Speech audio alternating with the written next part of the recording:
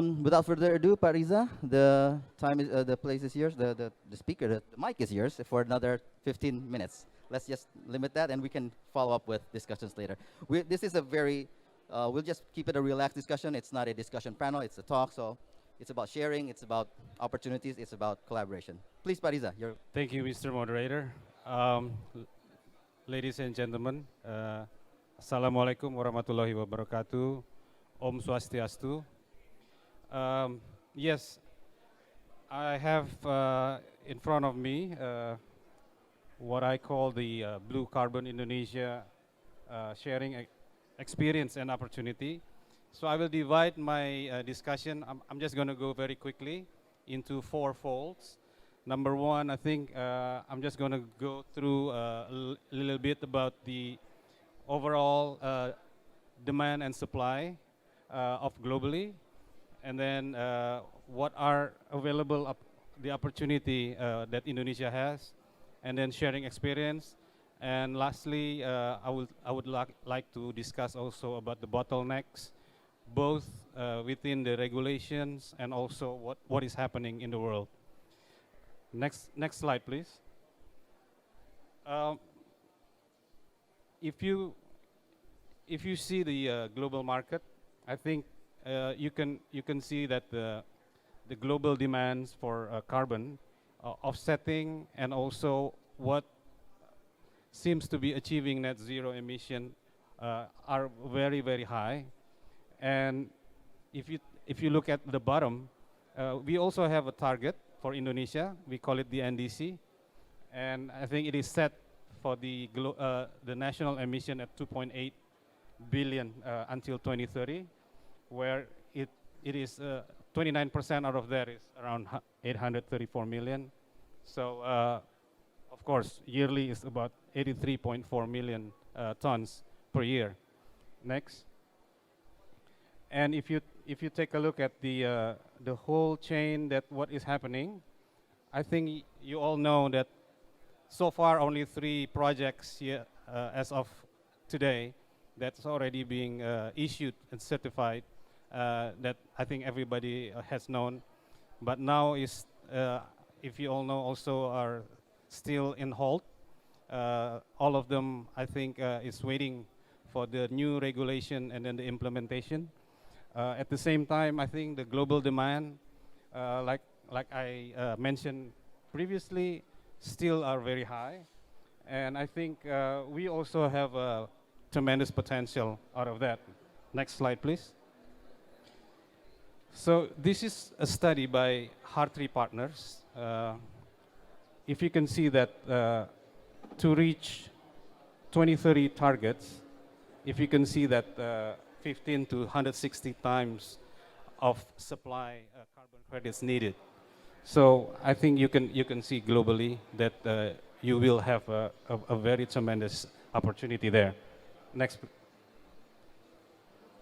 And if you talk about blue carbon, Indonesia is home of 3 million hectares of, we call it seaweed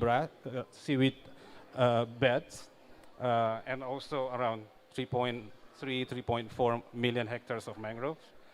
I think all of that said, this contributes around 17% of global carbon stocks. And if you monetize that, it sounds like around $260 billion altogether economic potential that can be resulted.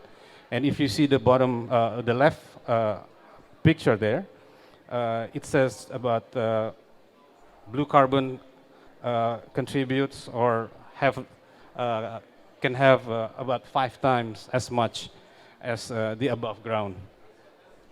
Next. So this is the sharing experience that we know. This is a new project, Kuburaya Mangrove, where we also trying to promote, at the same time, try to be showing the world that we will be listed at SRN, the National Registry System. So I think Pak Glory also can share with me later on how the proceedings of the SRN with ICER can can contribute to the whole value chain. This project contributes around 42 million tons of VCU, or maybe ICER unit, I could say. And there's around 15,000 population will be benefited. The biodiversity that is being to be protected, among others, is Irrawaddy dolphins and proboscis monkey. Next. So this is the key that I would like to discuss. Number one, I think we all know there's the left concern and the right concerns. The left concern is, I think, a lot of people like to speak and talk about how the regulations.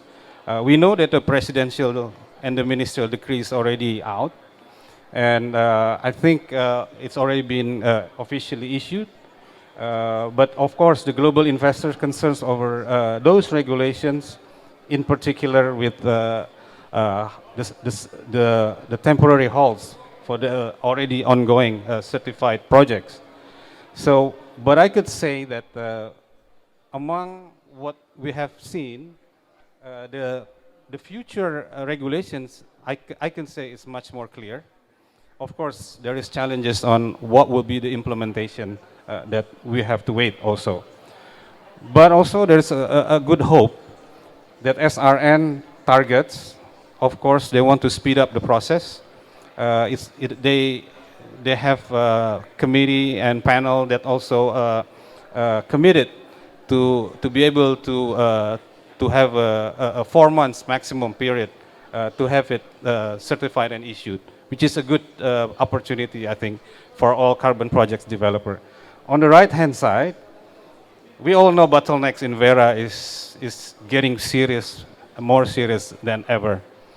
It takes more than 2 or even 3 years now to get it issued and certified.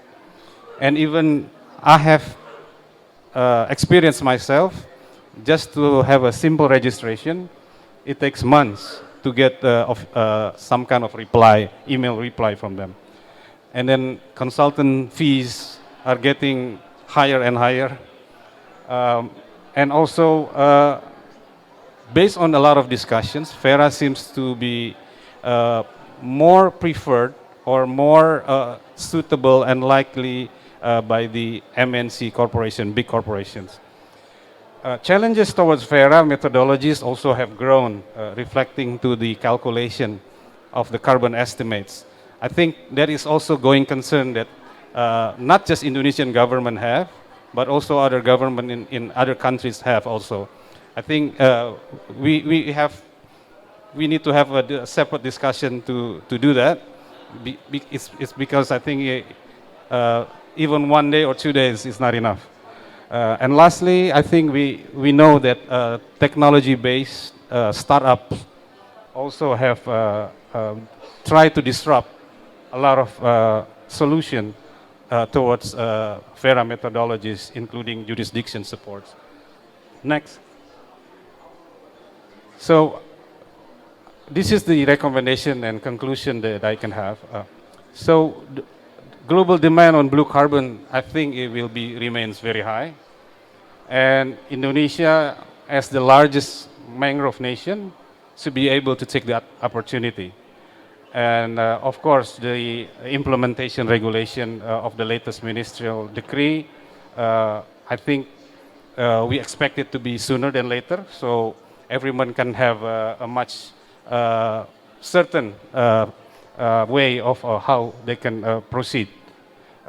And then, of course, the success of the SRN can I believe, can also be an additional to carbon markets, in particular with the Vera bottleneck issue. So I think also this is a recommendation from Carbon Association that I think Vera needs to revamp themselves sooner than later. So I think lastly, Vera needs to also start recognizing mutual recognition standard, in particular with the government of Indonesia currently only recognize the SRN for carbon credits trading eligibility. So I think those are the recommendation and solution. So I think the rest of the discussion, we can do it together. Thank you, Mr. Moderator. Thank you, Pariza. Very interesting. A quick question, Pariza, from me, Pariza, before we hand it over to Pa Joel. What is actually the role of IDCTA in all of this? I mean, where are you positioning yourself? Is there any place for collaboration with the others? Let me just hear that for you, because we're still fresh from what we see on your presentation. That's a very interesting question. I think we are very active, number one, with a lot of discussions and also advising the government in one sense, both regulation-wise, also trading. We also just recently signed an MOU with IDX, the Indonesian Stock Exchange. They have the mandate to launch and execute the Indonesian Carbon Exchange. So hopefully our role will be very active there. I think we are very open to advocate our members. Among others are the projects that already been running. And the members are local or also international members? We are open to anyone, but in particular, as the tag is Indonesia Carbon Trade Association, Okay. so I think the project owners, project developers in Indonesia will be more than welcome to do that. Okay, so if we go back to our conclusion, recommendation, we can collaborate with anybody, with whoever is interested or in line with the sector or the points. Yes. Exactly.